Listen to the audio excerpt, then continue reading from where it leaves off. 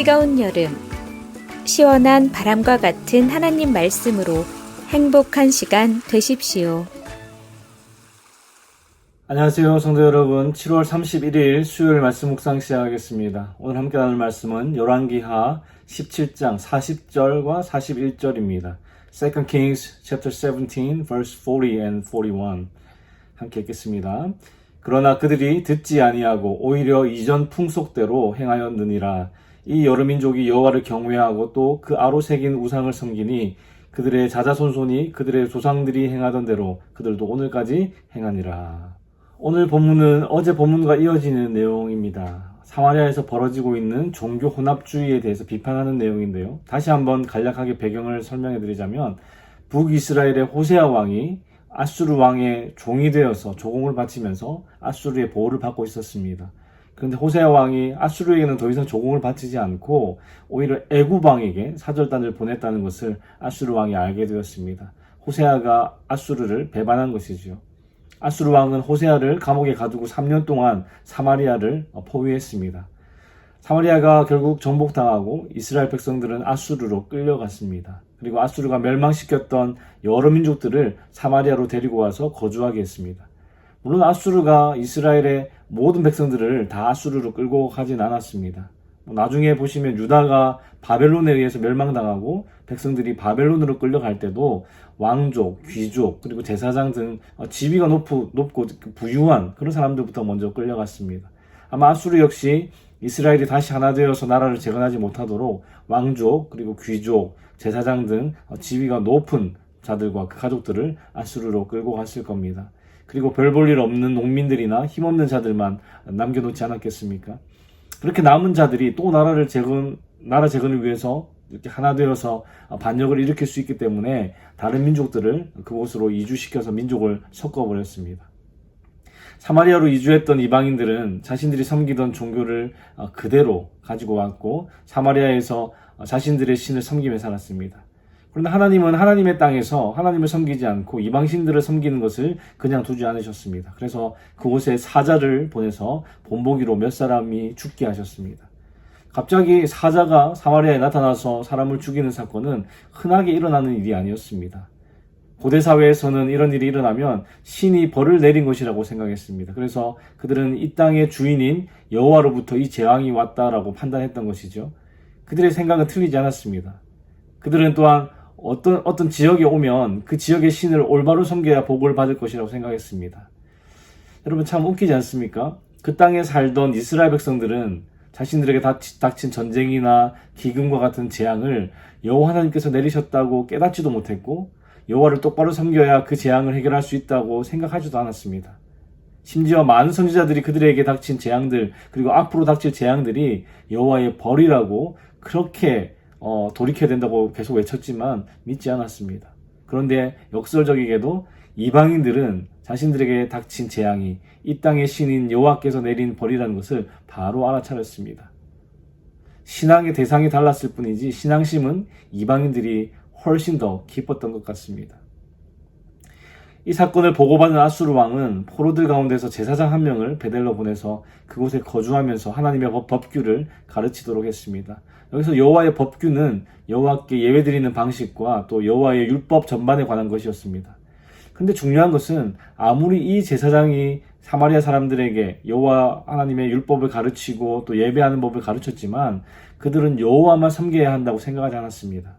다만 여호와라고 불리는 이 땅의 신의 분노를 잠재우기 위해서 여호와를 섬기는 것이지 자신들이 섬기던 이방신을 포기할 생각은 전혀 없었습니다. 각 민족들은 자기 신들의 신상을 만들고 그것을 산당에 안치했습니다. 하나님께서 이스라엘 왕들의 죄를 지적하실 때 항상 등장했던 그 산당이 이제는 이스라엘로 이주한 이방인들이 우상을 섬기는 장소로 사용되는 것이죠. 이렇게 이방인들의 이주로 인해서 이스라엘은 우상으로 넘쳐나는 장소가 되었습니다. 이 내용들을 잘 정리하는 것이 33절인데요. 제가 한번 읽어드리겠습니다. 이와 같이 그들이 여호와도 경외하고 또한 어디서부터 옮겨왔든지 그 민족의 풍속대로 자기의 신들도 섬겼더라. 여호와도 경외하고 자기의 신들도 섬겼다는 건데요. 사실 여호와를 진정으로 경외한다면 여호와 하나님만 섬기고 다른 이방신들은 버려야 하는 것이 맞습니다. 그런데 그들은 그렇게 하지 않았죠. 여호와 하나님을 경외한 것이 아닙니다. 그래서 이 말은 여호와께도 제사하고 자기 신들에게도 제사했다는 의미입니다. 사마리아의 종교가 혼합주의 종교였다는 것이 분명하게 드러나는 것이죠.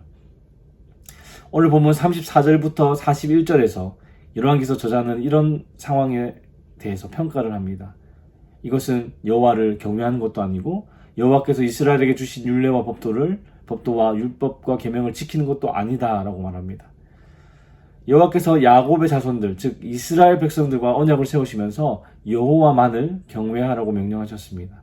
35절, 36절에 보시면 다른 신을 경외하지 말고 그를 경배하지 말며 그를 섬기지 말며 그에게 제사하지 말고 4번씩이나 금지하신 후에 여호와만 경외하여 그를 예배하고 그에게 제사 드릴 것이며 여호와 하나님 외에 다른 신들을 섬기지 말라는 명확한 명령을 주셨습니다. 그러나 지금 사마리아에 있는 사람들의 행동은 어떻습니까? 여호와만 섬기지 않고 당시 풍습대로 여호와도 섬기고 자기 조상들의 신들도 섬겼습니다. 하나님께 제물도 드렸고 하나님께도 제물을 드렸고 자기 신들에게도 그들의 자녀들을 제물로 드렸습니다. 한종석 전도사님이 어제 새벽 설교에서 말씀하셨던 것처럼 이들이 신을 섬기는 것은 단지 신에 대한 두려움과 신이 주는 복 때문이었습니다. 여러분, 혹시 하나님을 그들과 동일한 이유로 섬기고 계시는 분들이 있습니까? 우리는 하나님이 두려워서 혹은 하나님이 복을 주시기 때문에 하나님을 섬기는 것이 아닙니다. 우리가 하나님을 섬기는 이유는 하나님이 우리를 사랑하셔서 죄에서 구원해 주시고 우리를 그분의 자녀 삼아 주셨기 때문이죠. 여기에는 부모와 자녀 간의 관계가 존재합니다. 그러나 이방신들을 섬기는 사람들 사이에는 이런 관계가 존재하지 않죠. 그들은 단지 두려움과 복 때문에 어쩔 수 없이 신을 섬기는 겁니다. 혹시 성도님들 가운데 하나님을 이방신들을 섬기는 것과 같은 이유로, 즉 두려움과 복 때문에 하나님을 섬기는 분들이 있다면 그것을 우리는 신앙생활이라고 부를 수가 없는 것이죠. 그건 이방신들을 섬기는 사람들도 다 하는 종교생활일 뿐입니다. 제가 좋아하는 문구가 하나 있는데요. Christianity is not a religion, it's a relationship. 기독교는 종교가 아니라 관계입니다. relationship이라는 거죠. 하나님과의 관계라는 겁니다. 하나님과의 인격적인 관계가 전혀 없는 상태에서 교회에 나와 예배드리고 헌금하고 모임하는 것은 종교생활에 지나지 않는다는 것이죠. 우리의 신앙생활에서 가장 중요한 것은 하나님과의 관계입니다. 그 관계 안에서 우리가 교회에 나와 하나님을 예배하고 예물 드리고 성도들과 믿음의 교제하는 것을 우리는 신앙생활이라고 부릅니다. 이런 관점에서 열왕기서 저자는 사마리아에 있는 사람들이 여호와를 섬기는 사람들이 아니라고 결론을 짓습니다. 오늘 보면 40절과 41절 다시 한번 읽어보겠습니다. 그러나 그들이 듣지 아니하고 오히려 이전 풍속대로 행하였느니라. 이 여러 민족이 여호와를 경외하고 또 그 아로 새긴 우상을 섬기니 그들의 자자손손이 그들의 조상들이 행하던 대로 그들도 오늘까지 행하니라.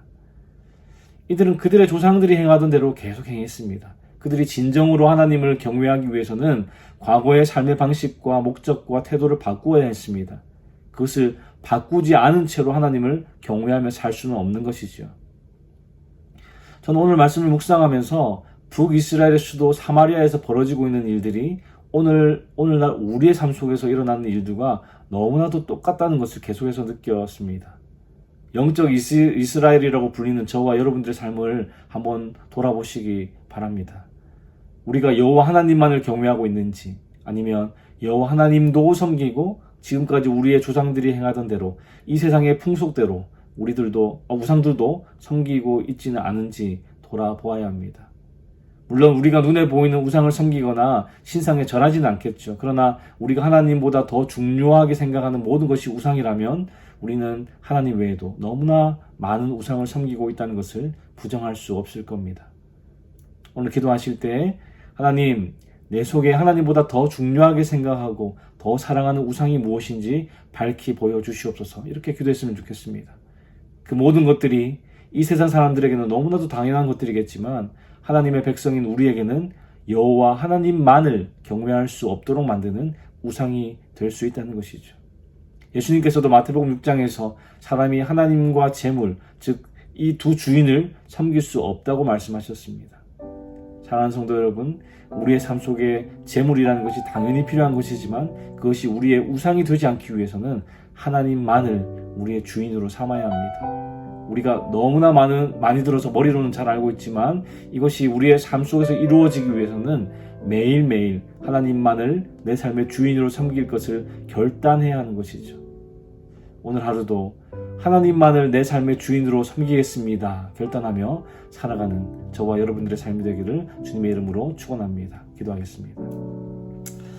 하나님 아버지, 오늘도 말씀으로 우리에게 교훈 주시니 감사합니다. 사마리아 사람들이 그들의 조상 대대로 섬기던 우상과 더불어 하나님의 호의와 하나님의 복도 얻기 위해서 여호와 하나님을 섬겼습니다. 그러나 하나님이 원하시는 것은 여호와 하나님만을 경외하는 삶이었습니다. 주님, 우리에게도 동일한 것을 원하고 계심을 믿습니다. 우리는 이 세상의 많은 것들을 하나님보다 중요하게 생각하고 또 하나님보다 사랑합니다. 성경은 그것이 바로 우상 숭배라고 가르치지만 우리는 삶 속에서 그것을 깊이 깨닫지 못하고 하나님과 우상을 함께 섬기고 있음을 고백합니다. 주님, 우리의 어리석음과 욕심을 용서하시고 오늘 말씀을 통해서 다시 한번 하나님 한 분만 사랑하고 섬기는 것이 여호와를 경외하는 것임을 기억하며 살아가도록 인도하여 주시옵소서. 주님, 오늘도 주께서 주시는 힘과 은혜로 살아가기 원합니다. 주의 도우심으로 승리하는 하루 되게 하여 주시옵소서. 감사를 드리며 예수 그리스도 이름으로 기도하였습니다. 아멘. 수요일 기도 제목으로 함께 기도하시겠습니다.